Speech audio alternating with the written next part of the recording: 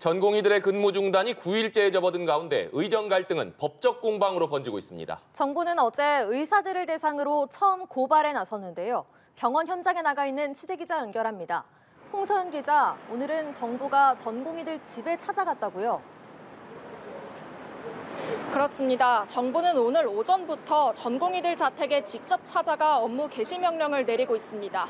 그동안은 우편이나 휴대전화 메시지로 명령을 전달했는데 집에 찾아가 송달 효력을 확실히 하려는 겁니다.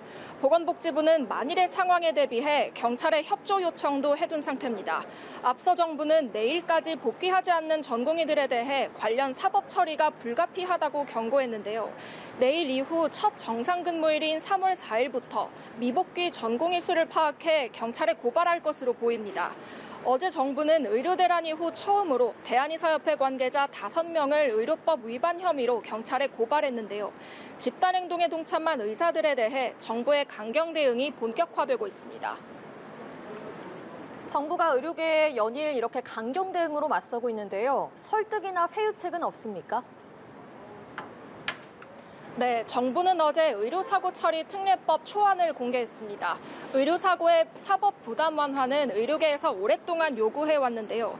의사들이 법적 소송에 휘말리다 보니 필수 의료 기피 현상이 심해지고 있다는 이유에서입니다.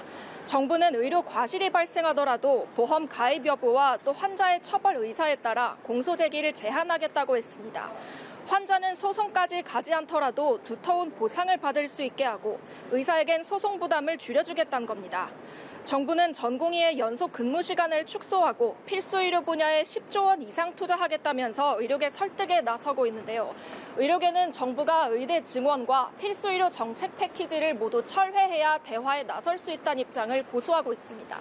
지금까지 서울대병원에서 연합뉴스TV 홍서연입니다.